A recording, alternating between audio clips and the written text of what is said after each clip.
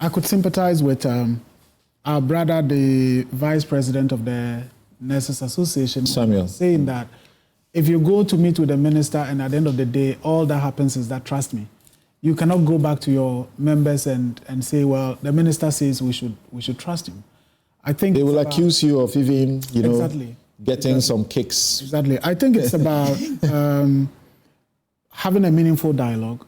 The government cannot absorb a 2 billion budget, but what can it afford? I don't think it should be, it's either a 2 billion or nothing. They say 160 liters of fuel every month. What can the government afford? They say, well, 1,000 cedis annual uniform allowance. The government cannot. What can it afford? I don't think it should be what you want or zero. And payment for their renewal of their licenses. Payment for the renewal of their licenses. Some say they shouldn't be demanding that because that's what makes them, nurses in the first place. And I was just mentioning to a friend that my colleague lawyers who are in government, when we are paying for our renewals, it gets paid for them. Accountants, it gets paid for them. So why not? Yeah, exactly. So license for them. Yeah, that's what I'm saying. Samson, the irony of it. In the case of doctors, for a hospital to get a license, a doctor's license should be part of the application. Why should I pay for my license as a private practitioner or as a private person, a doctor, to practice my profession? And when my institution wants to get its licensing done, my license is the one that will be okay. used in the process. So let's be fair. There are a lot of things in the general public sector. You use same license for locum? No, what I'm saying is that without... No, I'm asking if you use same license for other local activities. No, hold on. What I'm saying is that... And locum is the extra work they do privately. That's their own time. And they can choose to spend it anywhere. But I'm just asking. But like something said, if a lawyer in the public service gets his license renewed by the organization or the state... Accountants, all of them. And they also offer some sort of legal services to, all other persons aside government. Let's be honest with ourselves. Then you realize there is some unfairness. You see, a lot of things have happened in the space. And there are a lot of inequities that we need to resolve. But for me, the key thing is that at any given point, when you agree on a set of conditions for a group of professionals, please do your best to manage them. Look, I don't think the nurses will say that if you don't implement all the conditions at a go, we will never go back to work. Okay, so you have come back to Sule's point. Sule, that's where you were. I support what Sule is saying. Sule, that's where you were. There are no hanging fruits. As for the license, the justification is that I'm renewing the license to work for you. Yeah. So what's the point? Exactly. Pay so for it. I think that it's important for government to look at what could be possible within their demands. All right. Rather than making it sound as if, well, wait for 2026. Everything should be on hold until 2026. I think we've all come to the point where we realize that there are a lot of inequities, as Dr. Yankson is saying. Somebody could be a nurse, would have been a registered nurse with these same conditions that they are fighting for.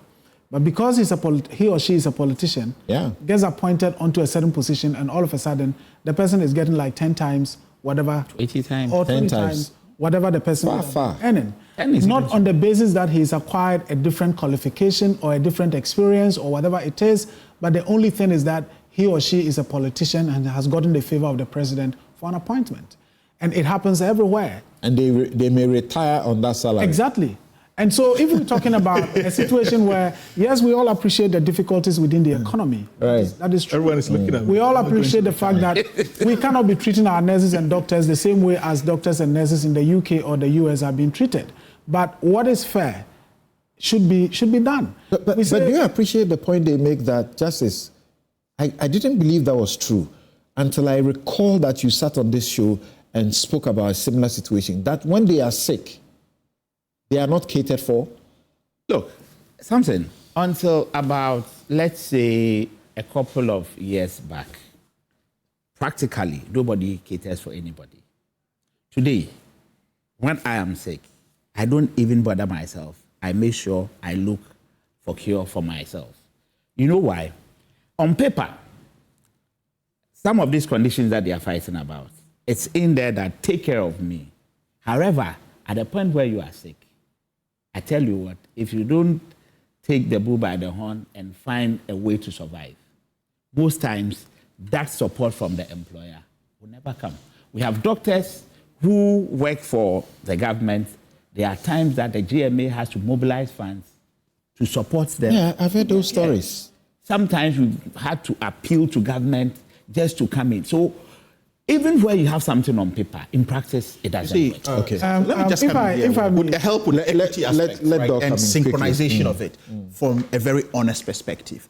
There is a legacy issue within our public administrative space that we ought to look at, regardless of politics and regardless of position, even within public and civil service. What do you mean, legacy When issue? I say a legacy issue, there's a template of a conditions of service that goes possibly to a civil or a public servant or a politician or what have you. It lists a litany of issues, a gardener, a blah, blah, blah, blah, blah, blah, blah. But we don't get it in the house. No, I'm just coming. I'm not saying, it's a list. I'm giving a broader I get example, right? You could receive this letter, Samson, and it is not as it is. But because that template, that's why I use the word legacy, because that template exists, if anyone gets hold of such a condition, they would erroneously think that you are getting all of this, or you, yes, much as you may be entitled to it because it's a legacy issue. Okay, thank I you. think that there have to be a certain overhaul of conditions of service to public civil servants and essential service workers, right. and streamline it within market rates to reflect all of this. Thank you. Thank you, Sule. It's okay. I'm sorry. Let's hear Sule now. yes. Let's hear Sule finish his point so now. if I may conclude by just starting from where Dr. Rashid just talked about in terms of what is on paper and what may be the realities. I think, yes, you're right, but in some instances, what you see on paper is what is the reality. I agree with that too. You know, and But so I'm just- if it can be done with certain positions, why can it not be done for all? Yeah. But let me conclude by saying that what Dr. Yankson is saying is true. I'm not a doctor, and so I wouldn't expect that maybe whatever is on paper for him extends to me. But I think what he is saying, which we should emphasize, is the fact that our medical sector or our health sector itself is sick. And the health sector itself needs cure. Let's at some point, I think the conversation should transcend beyond, whether nurses are going on strike or doctors are going on strike and so on and so forth. But the entire system is sick. Okay. It's not about doctors who cannot, get the best of treatment, within the facilities. It applies to everyone. Okay. If you have a good friend in the medical field, they will tell you. I get very quick comment from Mary Awalanada.